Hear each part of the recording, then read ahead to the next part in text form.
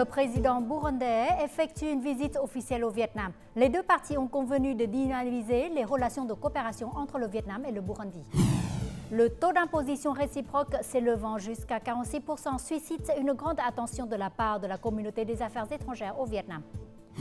Durant la guerre de résistance contre les Américains, une force spéciale appelée la Troisième Force a silencieusement contribué à la grande victoire du 30 avril.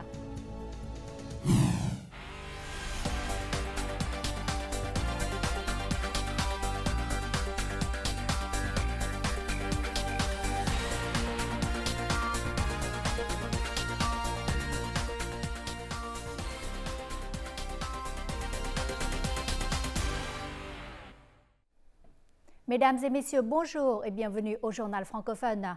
Les 31 mars et 3 avril, le comité central d'inspection s'est réuni sous l'égide de son président, Nguyễn Duy Ngọc, membre du bureau politique, secrétaire du comité central du parti. Le comité a proposé des mesures disciplinaires après avoir examiné les résultats de l'inspection sur les violations commises par Trương Hòa Bình, ancien membre du Politburo et ancien vice-premier ministre permanent du gouvernement. Trương Hòa Bình a violé les règlements du parti et les lois dans l'exercice des fonctions et des tâches qui lui sont été assignées, dans la prévention et la lutte contre la corruption et la négativité. Il a violé les règlements sur ce que les membres du parti ne sont pas autorisés à faire.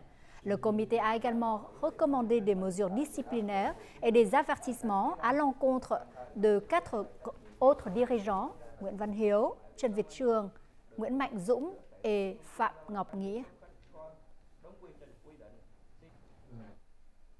À l'invitation du président Lương Cường, le président burundais Evariste Ndayishimiye effectue une visite officielle au Vietnam du 3 au 6 avril. La cérémonie d'accueil officielle s'est tenue ce vendredi au palais présidentiel à Hanoï. Les deux présidents se sont ensuite entretenus, affirmant leur volonté de dynamiser les relations d'amitié et de coopération entre le Vietnam et le Burundi.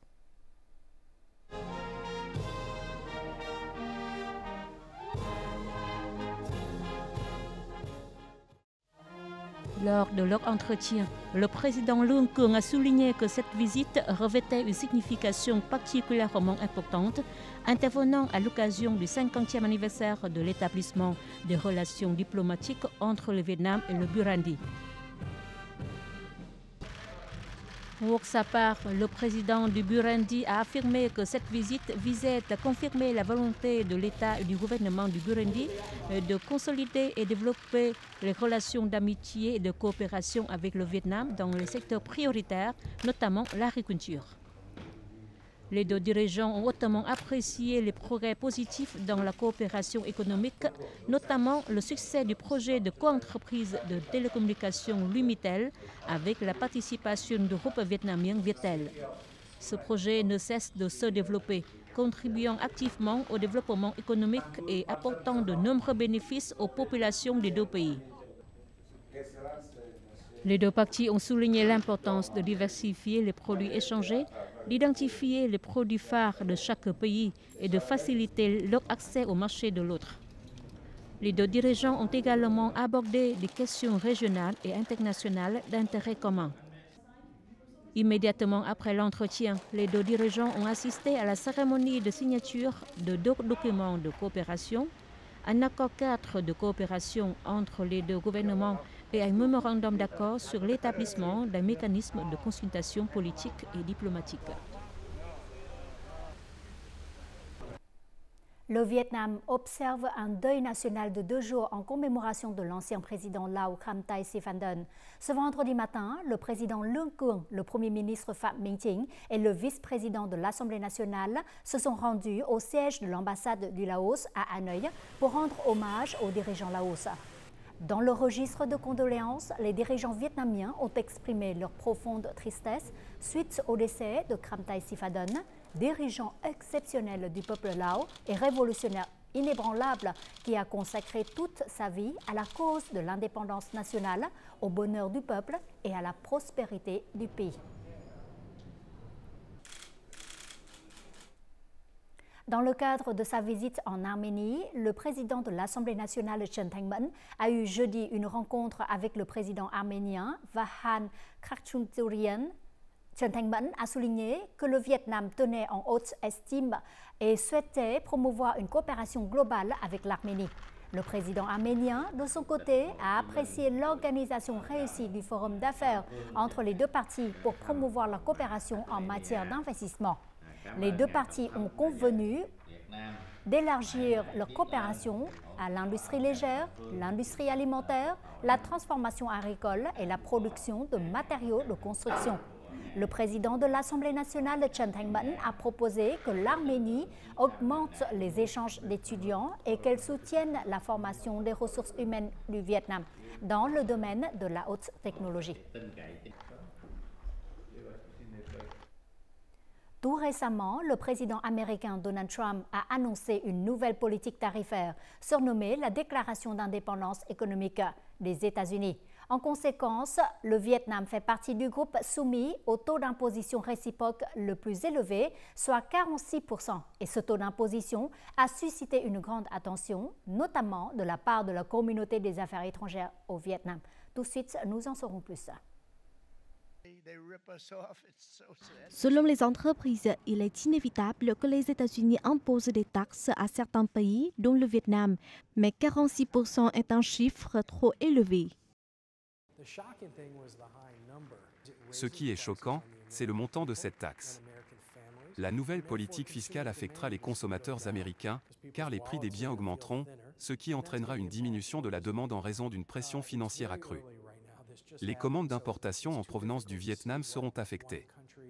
Il est toutefois trop tôt pour juger de la manière dont les pays ou les entreprises réagiront. La communauté des affaires étrangères reste optimiste quant à la situation, car les relations entre le Vietnam et les États-Unis sont en plein essor et le gouvernement vietnamien prend toujours des mesures proactives et a une politique étrangère flexible. Les États-Unis et le Vietnam sont des amis proches, des partenaires stratégiques globaux et entretiennent toujours un dialogue efficace. Le Vietnam est très déterminé à résoudre le problème du déséquilibre commercial avec les États-Unis. Il a encore la possibilité de négocier un meilleur accord, et nous espérons que ce processus continuera de progresser positivement. Je pense que le gouvernement vietnamien agit de manière très active. La communauté d'affaires nordique se concentre désormais sur l'évaluation de l'impact de manière holistique, car nous faisons des affaires dans le monde entier. Un autre point positif est que les échanges commerciaux entre les pays européens et le Vietnam sont en hausse. Si nous promouvons de manière proactive cette coopération, elle peut devenir une opportunité pour le Vietnam et les pays nordiques. Selon les théories du commerce international et de la coopération économique, l'imposition d'un taux tarifaire élevé, tel que 46%, peut avoir un impact significatif sur les flux commerciaux, les prix des produits et les décisions d'investissement des entreprises, tout en créant des opportunités et des défis dans le processus de négociation et de gestion des risques pour les deux parties. Face aux inquiétudes selon lesquelles la nouvelle politique tarifaire américaine pourrait avoir un impact sur les décisions d'investissement, la communauté des affaires étrangères a affirmé sa confiance dans l'environnement commercial de plus en plus amélioré et dans les actions concrètes du gouvernement vietnamien. Concernant les nouvelles augmentations tarifaires, Washington laisse la porte ouverte à des négociations avec tous ses principaux partenaires commerciaux à travers le monde. Jeudi, le 3 avril, le ministre vietnamien de l'Industrie et du Commerce, Nguyễn Hồng Diên, a demandé par note diplomatique un report temporaire de l'application de nouveaux tarifs américains en vue des discussions supplémentaires. La Chambre de commerce américaine AmCham, lors d'un point de presse tenu jeudi à Hanoï, a estimé que la réforme fiscale américaine n'impacterait pas les flux d'idées vers le Vietnam. Et voyons tout de suite les taux de change et l'indice de la bourse du Vietnam.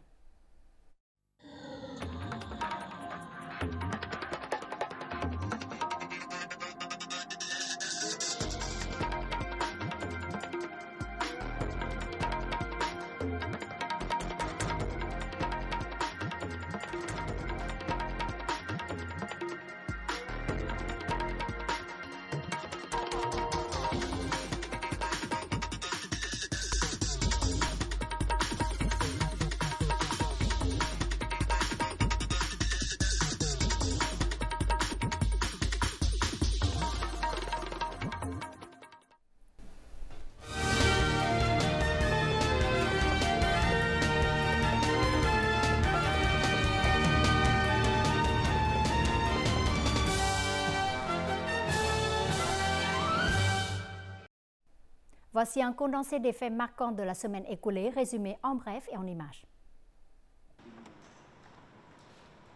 Le secrétaire général du PCV Tolam à la tête d'une délégation de hauts dirigeants est arrivé à Vientiane jeudi 3 avril pour rendre hommage à Khamtai Siphandone, ancien président du Parti révolutionnaire populaire du Laos, ancien président et ancien premier ministre Lao.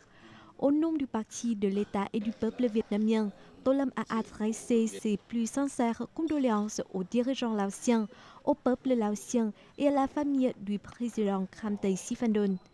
En reconnaissance de ses contributions à la consolidation des relations bilatérales, le Vietnam a annoncé l'organisation d'un deuil national de 2 jours en son honneur. Le roi et la reine des Belges ont effectué une visite d'État au Vietnam du 31 mars au 4 avril. Ils ont rencontré des hauts dirigeants vietnamiens pour approfondir les relations vietnamo-belgiques. Le président Luong Kuong a présidé la cérémonie d'accueil officielle en l'honneur et s'est entretenu avec le roi Philippe. Dans une atmosphère sincère, amicale et confiante, les 2 dirigeants ont discuté des principaux axes de coopération entre les 2 pays afin d'approfondir l'amitié traditionnelle entre le Vietnam et la Belgique de manière concrète et efficace. Concernant l'économie et le commerce, pilier important des relations entre le Vietnam et la Belgique, le président Luong Kuong a suggéré à la Belgique de ratifier prochainement l'accord de protection des investissements UE-Vietnam, EVIPA. Après leur rencontre, les 2 dirigeants ont assisté à la remise de nombreux documents de coopération bilatérale. Le Premier ministre Phạm Minh Chính a présidé le 3 avril une réunion de la permanence du gouvernement pour faire face à la décision du président Donald Trump d'imposer un droit de douane réciproque de 46% sur les produits vietnamiens. En réponse, une équipe de réaction rapide dirigée par le vice-premier ministre Bùi Thanh Sơn a été créée, tandis que le vice-premier ministre Hồ Đức Phước est chargé de recueillir les avis des entreprises et d'assurer une coordination efficace entre les ministères. Le président de l'Assemblée nationale, Trần Thanh Mẫn, et une délégation de hauts dirigeants vietnamiens est arrivé à Erevan le 1er avril pour une visite officielle en République d'Arménie du 2 au 8 avril. Le chef de l'organe législatif du Vietnam a été solennellement accueilli par son homologue arménien, Alen Simonian. Les 2 dirigeants ont convenu d'accroître les échanges de délégations à tous les niveaux, tout en encourageant la mise en œuvre efficace des accords de coopération bilatéraux et multilatéraux déjà signés par les 2 gouvernements. Après leur entretien, les 2 présidents ont signé un accord de coopération entre les 2 assemblées nationales, créant un cadre juridique pour renforcer les relations bilatérales dans les temps à venir. Une équipe de secours vietnamienne de 106 membres, accompagnée de matériel de secours, est arrivée à l'aéroport de Yangon le 30 mars pour participer aux efforts de reconstruction après le séisme qui s'est produit le 28 mars au Myanmar. Le Vietnam a fourni 300 000 $ d'aide d'urgence en réponse à la demande du Myanmar. L'équipe de l'armée populaire vietnamienne a réussi à sauver un survivant et à récupérer 17 corps dans des endroits difficiles d'accès, notamment un hôpital effondré et des immeubles de grande hauteur. Jusqu'à présent, il y a plus de 3000 morts et 341 portes disparues. Les provinces de Bình Định et de Khánh Hòa ont organisé des cérémonies pour célébrer le 50e anniversaire de la libération provinciale les 31 mars et 2 avril respectivement. Lors de la cérémonie, la province de Bình Định a reçu la médaille de l'indépendance de 3e classe décernée par le président de l'État au comité du parti, aux autorités locales et à la population.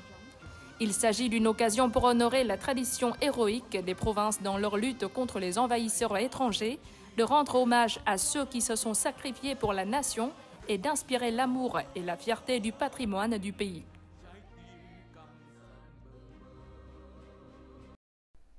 Durant la guerre de résistance contre les Américains pour la réunification nationale, une force spéciale a contribué silencieusement à la grande victoire du 30 avril, notamment sur le plan politique et diplomatique. Il s'agit de l'Alliance des forces nationales démocratiques et de paix vietnamiennes, également connue sous le nom de Troisième Force. Les contributions de cette force étaient une preuve vivante de la solidarité nationale sous la direction du parti. Saigon était en plein chaos dans les derniers jours d'avril 1975. L'avocat Triệu Quốc Mạnh, membre du parti actif dans la Troisième Force, prit ses fonctions de commandant de la police nationale de Saigon Gia Định lorsqu'il avait perdu le contact avec l'organisation. Il ne restait que 24 heures pour agir. Je suis venu seul au bureau.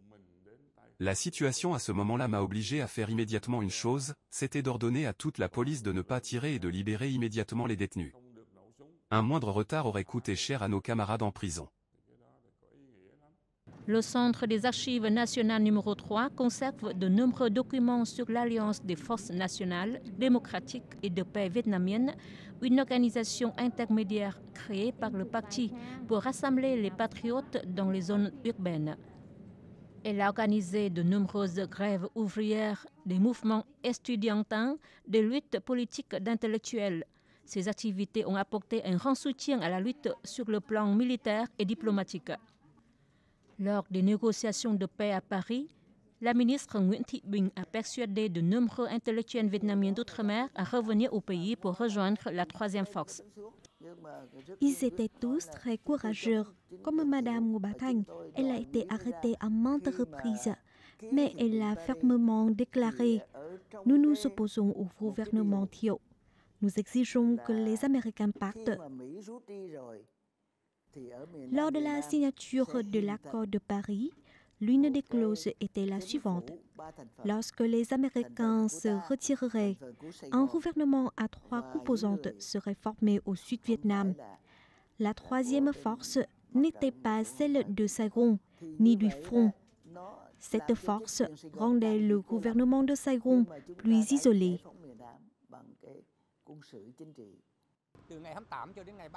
Du 28 au 30 avril, la Troisième Force a continuellement agi comme pont entre notre délégation au Camp David et le gouvernement de Nguyen Van Minh pour parvenir à un accord visant à mettre rapidement fin à la guerre.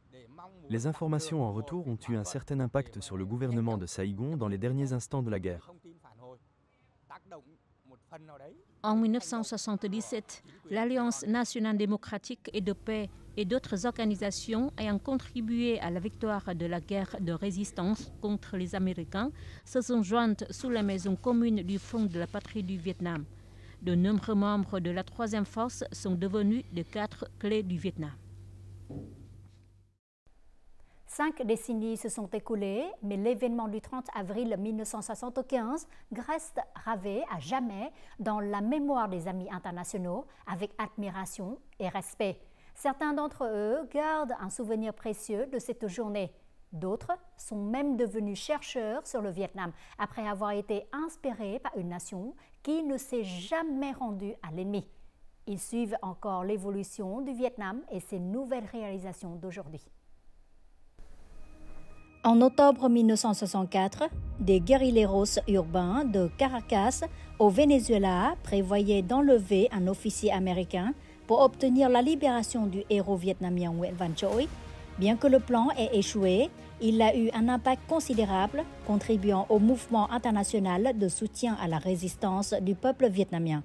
50 ans plus tard, pour ces anciens guérilleros, le souvenir du jour de la réunification du Vietnam reste indélébile. Je me souviens qu'à cette époque, je me préparais à la cérémonie de remise de mon diplôme universitaire lorsque la nouvelle de la victoire du Vietnam, le 30 avril 1975, fut transmise au Venezuela. Immédiatement, le mouvement étudiant s'est organisé pour diffuser cette information par haut-parleurs et affiches de propagande. La victoire du Vietnam nous a encouragés. Pour le journaliste argentin Gaston Fiorda, le Vietnam a toujours été un pays unique. En 2023, il est venu au Vietnam pour en apprendre davantage sur la guerre de résistance du pays contre les Américains. Il a parlé avec de nombreux témoins historiques et soldats qui ont participé à la campagne historique de Ho Chi Minh. À travers les récits des témoins, je sais que les traces de la guerre sont encore profondément gravées dans la mémoire de chacun. Nombre d'entre eux, y compris leurs descendants, doivent encore subir les graves conséquences de l'agent orange. Pourtant, le Vietnam a démontré au monde sa résilience et sa capacité d'invincibilité. Un demi-siècle s'est écoulé depuis le 30 avril 1975. D'un pays lourdement dévasté par la guerre, après près de 40 ans de restructuration, le Vietnam est devenu un symbole de la paix. Le monde entier le reconnaît comme une réussite d'une nation qui s'est fortement relevée après la guerre et qui est entrée progressivement dans une nouvelle ère. Nous avons beaucoup appris après avoir étudié les stratégies du Vietnam avec les pays qui ont autrefois envahi le Vietnam, mais qui sont maintenant devenus des partenaires commerciaux majeurs.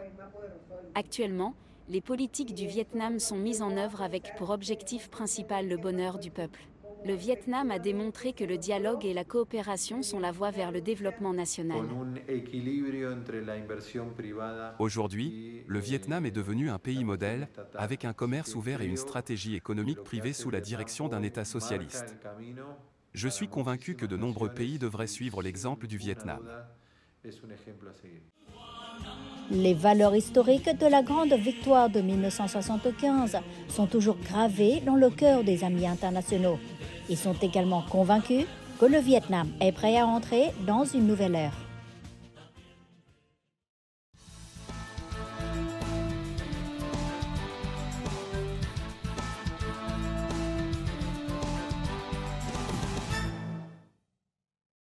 La capitale de Hanoï est depuis longtemps réputée pour son trésor d'artisanat traditionnel. Elle abrite des villages de métiers traditionnels reconnus pour leur maîtrise de poterie, du tissage de la soie, de la fonte du bronze, de la sculpture sur argent et de la peinture sur lac.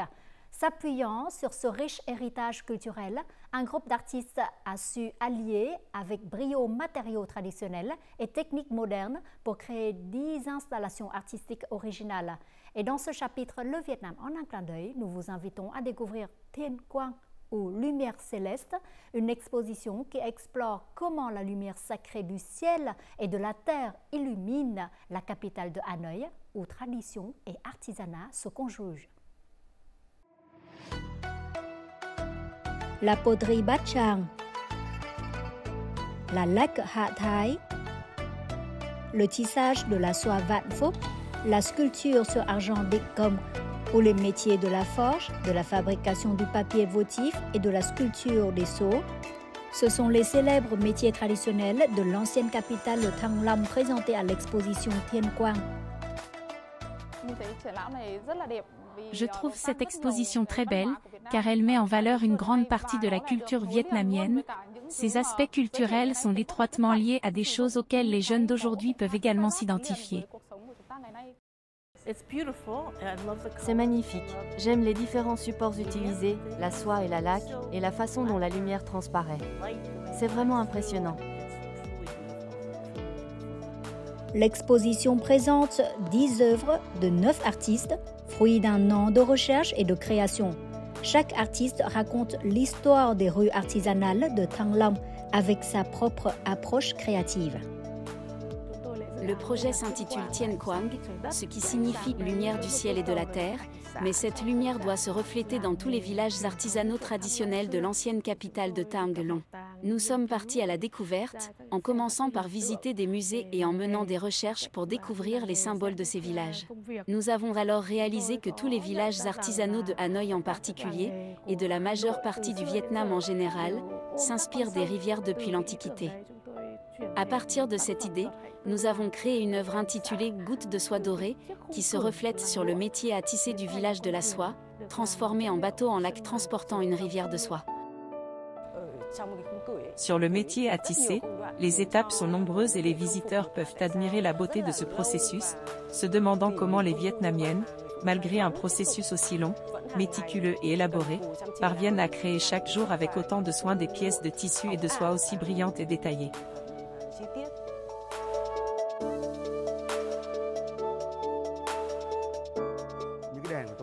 Ma lampe a la forme d'un grain de riz et je souhaite évoquer l'invention de la riziculture humide par nos ancêtres il y a des milliers d'années. J'utilise ici le mot « toucher » qui signifie que l'on peut la toucher. Cependant, il y a une signification plus profonde en vietnamien. Ce mot désigne un artisanat traditionnel, celui de la sculpture sur or, argent et cuivre. Toucher signifie toucher ses produits et ses traditions. Les œuvres utilisent des matériaux traditionnels comme la laque, la soie, la poterie et le papier zor, mais les associe à des techniques modernes. Plus que de simples peintures sur charnière ordinaires, ces créations prennent vie grâce à l'art de l'installation et à un jeu de lumière éclatant. Le métier de forgeron contribue grandement à la construction des bâtiments. C'est pourquoi je me suis inspiré des poutres du pont Longyen pour intégrer des images de forge à l'œuvre.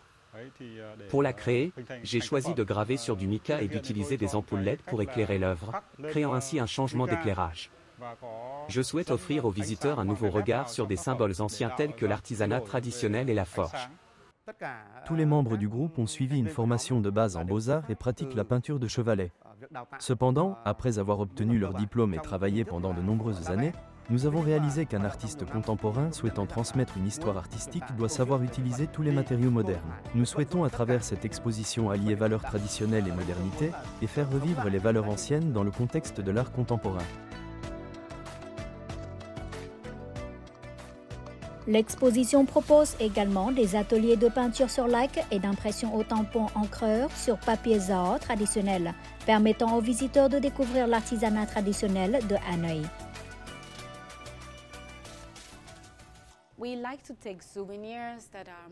Nous aimons rapporter des souvenirs qui nous ressemblent tout en soutenant les artistes locaux.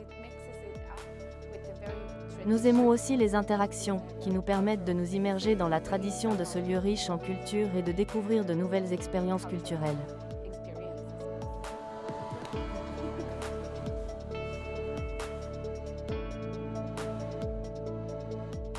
Pour sa 3e édition, Thiên Quang s'inspire du puits de Thiên Quang, le puits de la clarté céleste, situé dans le parc du lieu.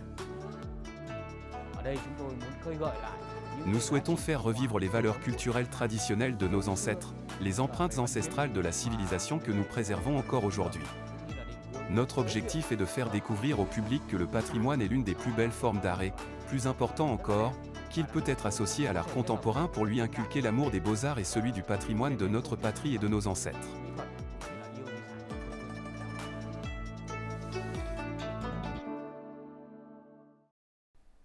En fin du journal, voyons tout de suite les prévisions météo.